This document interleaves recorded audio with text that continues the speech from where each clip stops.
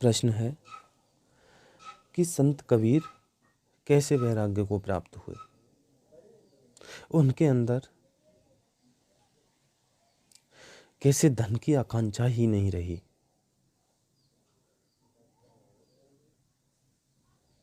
तो ये बड़ा ही अच्छा प्रश्न है। संत कबीर को कैसे वैराग्य प्राप्त हुआ।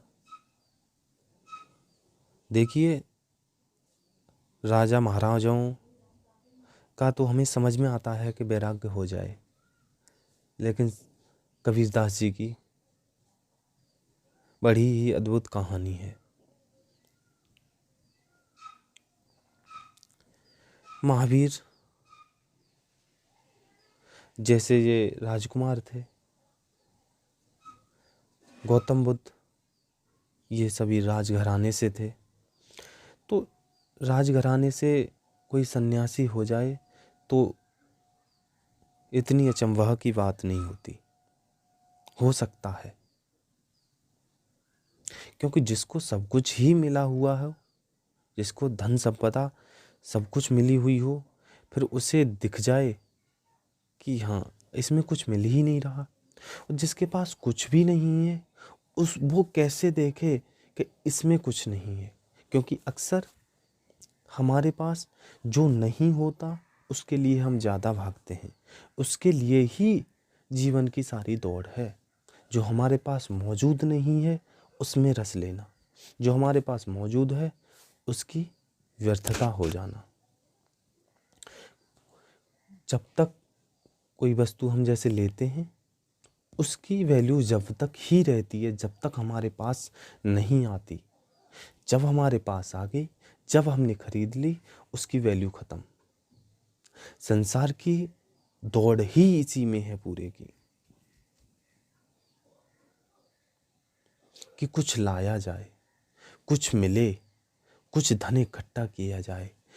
जो धन इकट्ठा किया, जो कुछ भी लिया, उसकी वैल्यू खत्म, वो व्यर्थ हुआ। फिर दूसरी दौड़ में शुरू हो गई, इससे कुछ और ऊपर का लाया जाए, इससे कुछ और ज़्यादा लाया जाए। संसार इसी में फंसा हुआ है। तो ऐसे ही गौतम बुद्ध महावीर की कहानी है कि वो जो थे एक राजघराने से थे, उन्हें सब कुछ मिला हुआ था। उन्हें राज सुख, धन संपत्ति, मान सम्मान, सुंदर सुंदर लड़कियां, वो सभी मिली हुई थी। वो सब सुख था उनके अंदर। तो उनको ये वैराग्य संभव हो सकता है, हर किसी के लिए नहीं, ज़्यादातर व्यक्तियों के लिए हो सकता है ये। लेकिन ये कबीरदास की एक अद्भुत कहानी है। क्योंकि जिसके पास कुछ नहीं हो तो उसकी भूख और ज़्यादा हो जाती है पाने की। उसे वो चीज़ और ज़्यादा लुभावनी लगने लगती है। क्योंकि ये गौतम बुद्ध थे, ये राजघराने से थे, तो इनके लिए ये बताते हैं, कहानी है एक, कि शुरू में जब इनका जन्म हुआ तो किसी महात्माओं ने बता दिया कि इन पर गौर रखना, ये आपका बेटा सन्यासी निकल सकता है।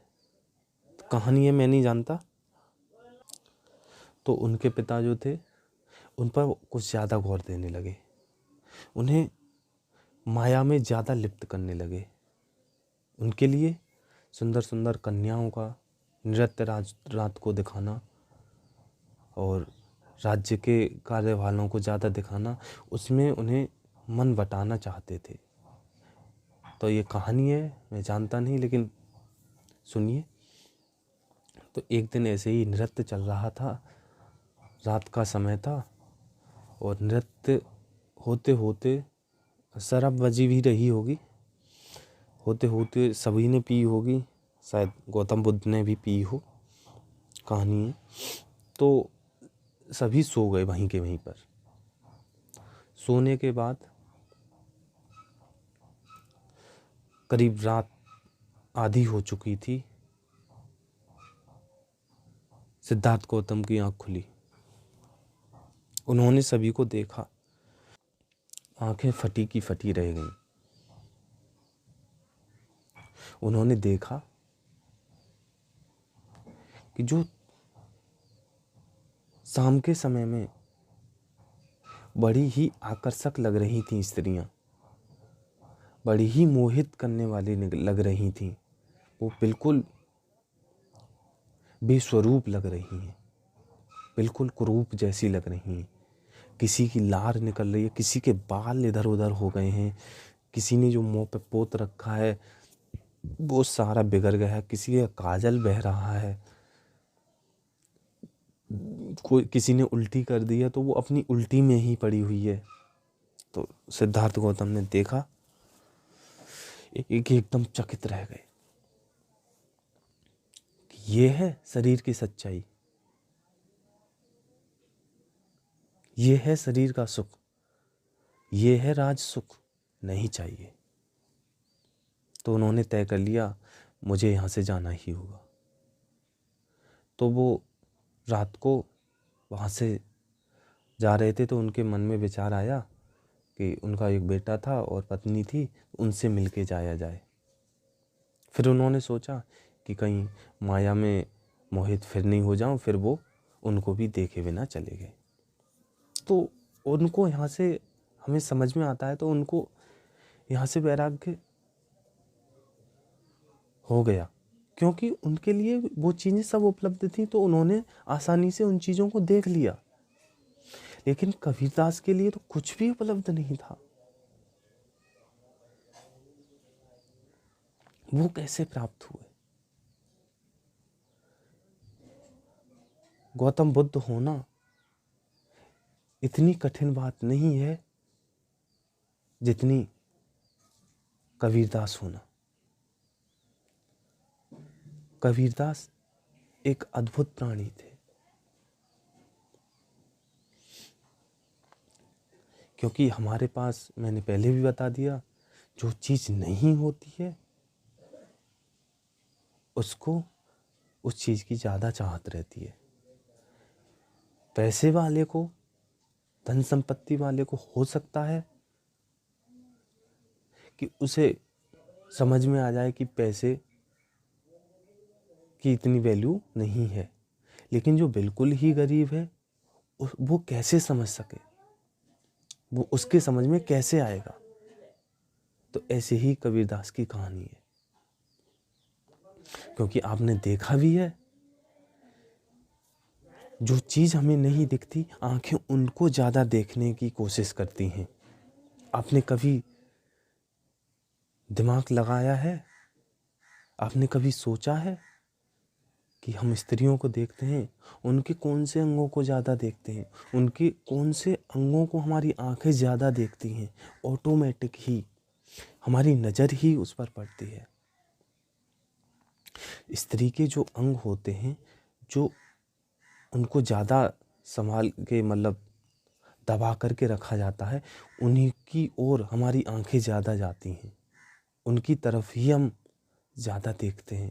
क्यों? क्योंकि वो चीज़ हमसे छुपाई जा रही है और ये चीज़ भारत में ज़्यादा है। वो चीज़ हमसे छुपाई जाएगी, उसकी तरफ हम और ज़्यादा देखेंगे। आपने कभी विचार किया है कि हमारे ये मुंह होता है, इसको भी ढकने की, मतलब ऐसे ही प्रथा चल जाती कि बिल्कुल दिखाना नहीं है किसी को मुंह, तो लोग इसको भी बहुत ज़्यादा आकर्षक तरीके से देखते।